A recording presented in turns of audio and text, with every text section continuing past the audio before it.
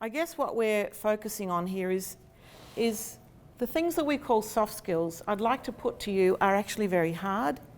So could we stop calling them soft? Could we also stop making them co-curricular and extra and add-on and voluntary? They're actually the things that count, as well as discipline knowledge. So I would put to you the only way forward that I've ever been able to find is to make sure we actually embed them into the assessment. You map them, you know where they are, and it can be done. I know, Ian, you did this years ago in engineering. We've come a long way as a sector, and I think a lot of people are doing that stuff now.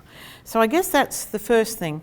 Second thing is, on the back of that, I'm proposing a revision to Mance York's famous definition by remembering that the CEDA report released 2 weeks ago and many, many other reports are telling us we're not just getting ready for people for jobs that we knew about now 2 years ago, 5 years ago. Work is changing really rapidly. CEDA report tells us 40% of jobs in this country will be gone within 5, 10, 15 years. That's what digital technologies are doing. I'll also like to add there's a whole pile of new jobs coming. If you are coming to HERDSA, I'm on a bit of a roll because this is the theme, so we are talking a lot about it this week. So while higher education is changing, graduates are changing, the whole world of work is changing, and so I think we need more flexible ways of making sure people develop this habit of mind that they actually have the evidence that they can do things and change and adapt.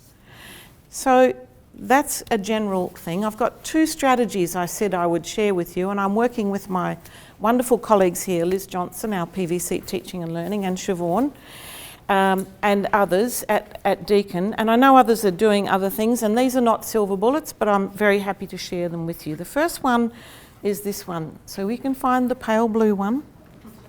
Want to stand out to employers. This one's called Me in a Minute. This is a strategy across the whole university. It's open to any student. It's a free service and it's very simple and anyone can do it, which is we offer students an opportunity for free to make a 1-minute video. In fact, Dan, the man there behind the camera, is also involved in doing this. But we're actually hiring students to help other students to make a 1-minute elevator pitch, a 1-minute, Me in a Minute. Now, what do they have to do? They have to actually reference 2 or 3 at least of those graduate learning outcomes that are embedded and assessed in every course. Is anyone going to get a job because they've made a Me in a Minute? Who knows?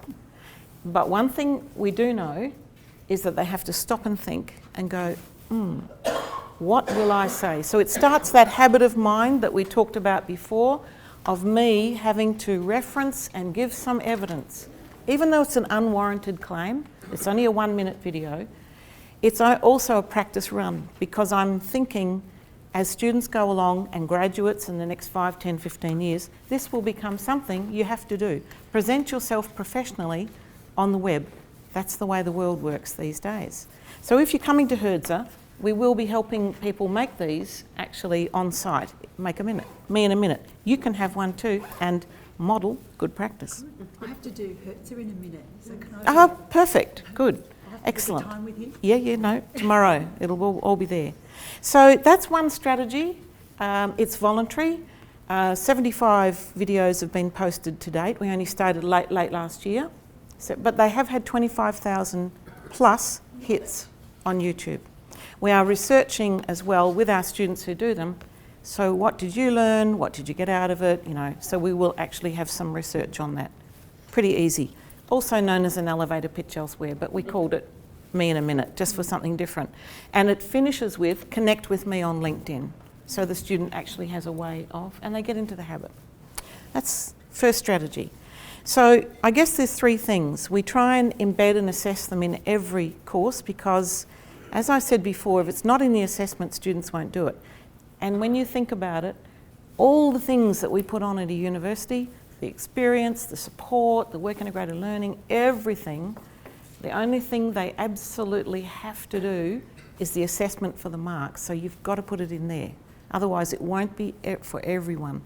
And if it's not systemic, I don't think it works. We have to do it for every student, not just some. So my other one, and going back to Sophie's Sophie's comment now, a minute ago, is about this one. And Sophie said, we don't know whether our students can communicate or not. Now, some people will say in their courses they actually can, they can figure it out, but I take your point, Sophie. A lot of us are not entirely sure. We're implementing this year at Deakin. You'll see here 7 of our graduate learning outcomes. The one we've left off is, it's a test. No, it's really obvious. Knowledge. We've left the knowledge off. I'll tell you why in a second. So what we're doing with these is we're going to use digital badging technologies.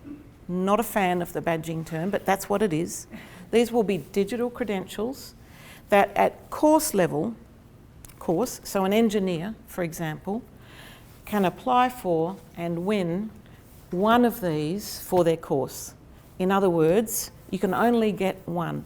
So Ian, to go to engineering, for example, problem solving, there will be a process set up, not exactly a capstone, but towards the end of the course, and it could be part of a capstone, where a student who wants to may apply to be deemed to be outstanding in this.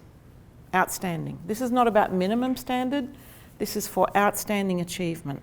Now, not every course will offer all 7 all the time. It could get tricky if we offered all 7 and they got them and then they said, good, give me the degree. Okay.